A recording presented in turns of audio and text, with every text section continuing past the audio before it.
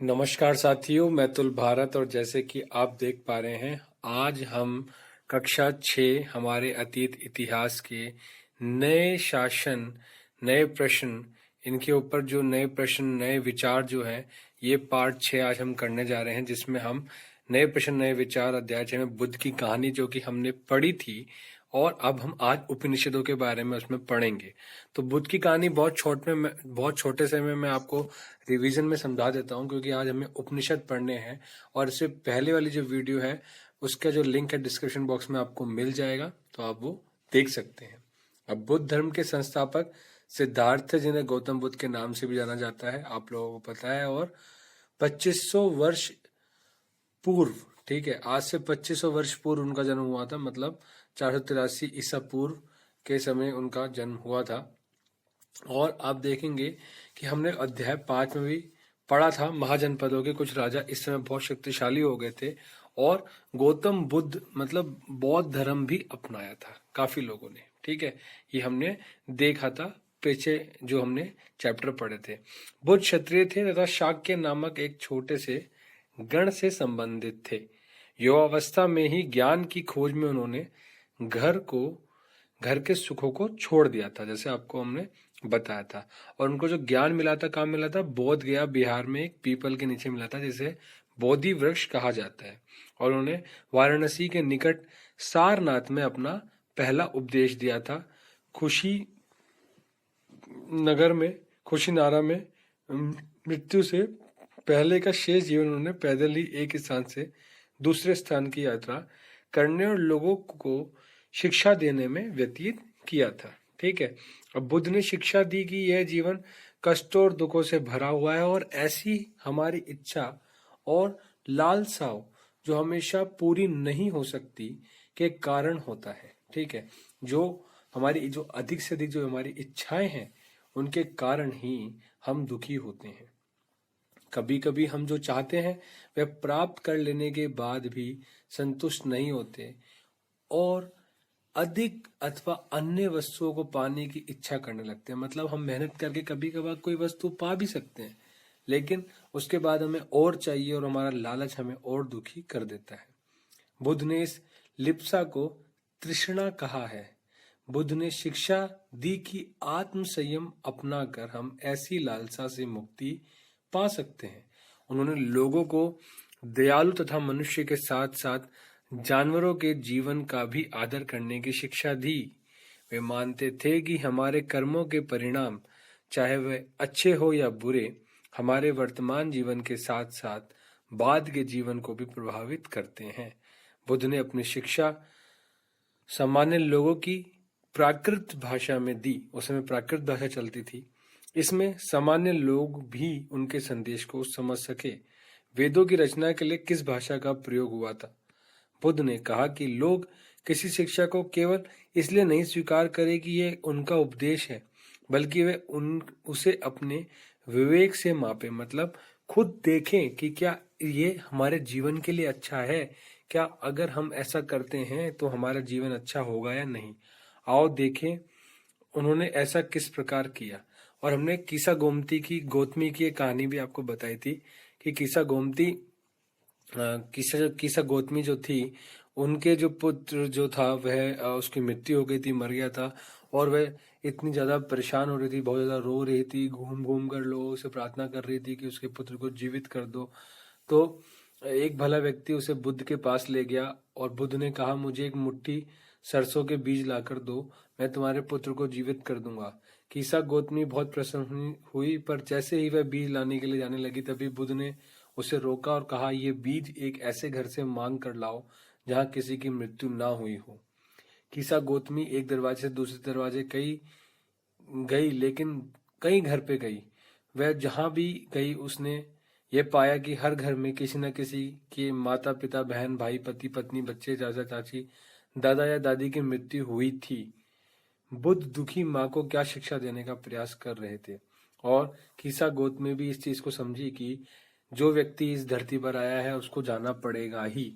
तो ऐसा कोई जगह नहीं है जहाँ पे कोई जन्मा और उसकी मृत्यु ना हुई हो, ठीक है। तो जो आया है वह जाएगा ही। तो बुद्ध ने इस प्रकार से बहुत सरलता से उसके दुख को कम करने का प्रयास किया और समझाया उन्हें। ठीक है, सारनाथ का स्तूप आप यहाँ देख पा रहे हैं, ये बहुत बड़ा है, बहुत बड़ा है ये, और ये बनारस में वाराणसी में है, और यहीं पे ही गौतम बुद्ध ने अपना सबसे पहला उपदेश दिया था। ठीक है, तो यहाँ पे हम ये देख पा रहे हैं। अब हम उपनिषदों के बारे में पढ़ेंगे, और इससे पहली वाली वीडियो में मैंने और डिस्क्राइब में अच्छे से डिस्क्राइब किया, अच्छे से इसका सारांश दिया है, आप वो भी देख सकते हैं। और ये तो आपको देखना ही है, इसमें भी आपको पूरी नॉलेज मिल जाएगी, कुछ भी ऊपर नहीं छूटा है। ठीक है, तो आपको परेशान होने की जरूरत नहीं है, वीडियो को एंड तक जरूर देखना। कुछ जरूर अच्छी बातें मैं आपको बताऊंगा जिसके थ्रू आपकी पढ़ाई बहुत अच्छी हो सकती है। अब देखिए, उपनिषदों की बात आ जाती है। जिस समय बुद्ध उपदेश दे रहे थे उसी समय या उससे भी थोड़ा पहले दूसरे अन्य चिंतक भी कठिन प्रश्नों का उत्तर ढूंढने का प्रयास कर रहे थे। उनमें से कुछ मृत्यु के बाद के जीवन के बारे में जानना चाहते थे, जबकि अन्य यज्ञों की उपयोगिता के बारे में जानने को उत्सुक थे। इनमें से अधिकांश चिंतकों का जो चिंतक थे, मतलब जो थिंकर्स थे, उनका ये मानना था कि इस विश्व में कुछ तो ऐसा है जो कि स्थायी है और जो मृत्यु के बाद भी बचा रहता है। तो बहुत से चिंतक थे और उनका ये प्रश्नों के उत्तर जानना चाहते थे कि कुछ मृत्यु के बाद के जीवन के बारे में जानना चाहते थे कि मृत्यु के बाद में क्या होता है जीवन, और कुछ जानना चाहते थे कि यज्ञों के करने के बाद क्या उससे क्या प्राप्त होता है। और इनसे भी अधिकांश चिंतकों का मानना था कि विश्व में कुछ तो ऐसा है जो कि स्थायी है और जो मृत्यु के बाद भी बचा रहता है। उन्होंने इसका वर्णन आत्मा तथा ब्रह्म अथवा सार्वभौम आत्मा के रूप में किया है। वे मानते थे कि अंततः आत्मा तथा ब्रह्म एक ही है। ऐसे कई विचारों का संकलन उपनिषदों में हुआ है। उपनिषद उत्तर वैदिक ग्रंथों का हिस्सा थे। उपनिषद का शाब्दिक अर्थ है गुरु के समीप बैठना। तो आपको ये चीज समझ में आ गया, गुरु के समीप बैठना उपनिषदों का अर्थ है। उत्तर वैदिक ग्रंथों का हिस्सा थे, मतलब उत्तर वैदिक मतलब वेदों के बाद में जो ग्रंथ है। इन ग्रंथों में अध्यापकों और विद्यार्थियों के बीच बातचीत का संकलन किया गया है। प्राय ये विचार सामान्य वार्तालाप के रूप में प्रस्तुत किए गए हैं। ठीक है, इन चर्चाओं में भाग लेने वाले अधिकांशतः पुरुष, ब्राह्मण तथा राजा होते थे। कभी कभी गार्गी जैसी स्त्री विचारकों का भी उल्लेख मिलता है। विद्वता के लिए प्रसिद्ध गार्गी राज दरबारों में होने वाले वाद विवाद में भाग लिया करते थी। निर्धन व्यक्ति इस तरह के वाद विवाद में बहुत कम ही हिस्सा लेते थे। इस तरह का एक प्रसिद्ध अपवाद सत्यकाम जाबाल का है। सत्यकाम जाबाल का नाम उसकी दासी माँ के नाम पर पड़ा।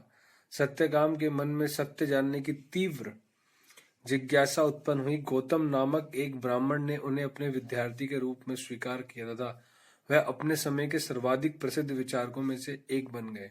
उपनिषदों के कई विचारों का विकास बाद में प्रसिद्ध विचारक शंकराचार्य के द्वारा किया गया, जिनके बारे में तुम कक्षा 7 में पढ़ोगी। ठीक है, अभी क्या है, व्याकरणविद पाणिनि। इस युग में कुछ अन्य विद्वान भी खोज कर रहे थे। उन्हीं प्रसिद्ध विद्वानों में एक पाणिनि ने संस्कृत भाषा के व्याकरण की रचना की। उन्होंने स्वरों तथा व्यंजनों को एक विशेष क्रम में रखकर उनके आधार पर सूत्रों की रचना की।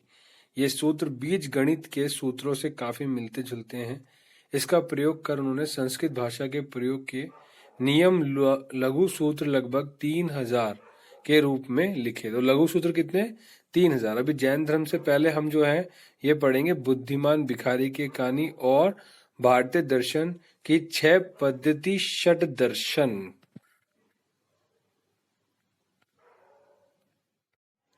भारतीय दर्शन की 6 पद्धति षट दर्शन सदियों से भारत द्वारा सत्य की बौद्धिक खोज का प्रतिनिधित्व दर्शन की 6 शाखाओं ने किया।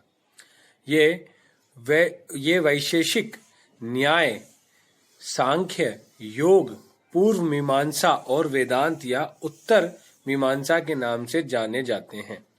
दर्शन की इन 6 पद्धतियों की स्थापना क्रमशः ऋषि कणद, गौतम, कपिल, पतंजलि, जैमिनी और व्यास द्वारा की गई। मतलब जो ऋषि कणद थे गौतम बुद्ध ऋषि, कपिल मुनि, पतंजलि ऋषि पतंजलि, जैमिनी मुनि और महर्षि वेद व्यास द्वारा की गई मानी जाती है। ठीक है, और ये आपको थोड़ा याद करने की इतनी आवश्यकता तो नहीं है, लेकिन आपको पता होना चाहिए कि शुरुआत से ही सत्य की बौद्धिक खोज के जो प्रतिनिधित्व है इनके द्वारा की गई। तो आज में देश में बौद्धिक चर्चा को दिशा देते हैं। ठीक है, जो आज भी देश में बहुत सारे बौद्धिक चर्चा को दिशा देते हैं। जर्मन मूल के ब्रिटिश भारतविद फ्रेडरिक मैक्स म्यूलर के अनुसार दर्शन की इन 6 शाखाओं का विकास कई पीढ़ियों के दौरान व्यक्तिगत विचारकों के योगदान से हुआ। यद्यपि ये एक दूसरे से भिन्न दिखते हैं, तथापि सत्य की इनकी समझ में आधारभूत तालमेल दिखता है। मतलब बेसिक सब लोग जो है ना, दिखता सब अलग अलग है, लेकिन जो बेसिक है वो सबका एक ही है। ठीक है, तो सत्य की खोज जो भी भारत में हुई है उनमें जो अभी हमने ऊपर पढ़ा, ठीक है, आप स्क्रीनशॉट ले सकते हैं पीछे जाके, वो बहुत ज्यादा इंपॉर्टेंट है। साथ ही साथ में आप ये देखेंगे कि किसने क्या क्या क्या किया, इसमें आप ये देख सकते हैं। और सबसे बड़ी बात यह है कि हमारी जो भौतिक और से अलग जो हमारी बौद्धिक खोज है, ठीक है, उन सब का प्रतिनिधित्व भारत द्वारा इतने सारे ऋषि मुनियों द्वारा हुआ और सबका एक ही है तालमेल, है ना। बुद्धिमान भिखारी, यह वार्तालाप छांद योग्य उपनिषद नामक प्रसिद्ध उपनिषद की एक कहानी पर आधारित है। ठीक है, कीसा गौतमी की तो हमने ऊपर पढ़ा ही। ठीक है, कीसा गौतमी की हमने ऊपर कहानी पढ़ी थी। ठीक है, कीसा गौतमी की, जिसमें बुद्ध के पास वो आई थी और उन्होंने बोला था बुद्ध ने कि आप मुझे सरसों के एक मुट्ठी भर के बीज लेके आ जाओ तो मैं आपके पुत्र को जीवित कर दूंगा, लेकिन शर्त यही है कि आप किसी के भी ऐसे घर से लाना जिससे घर में कभी भी कोई मृत्यु ना हुई हो, जो कि ऐसा संभव ही नहीं है।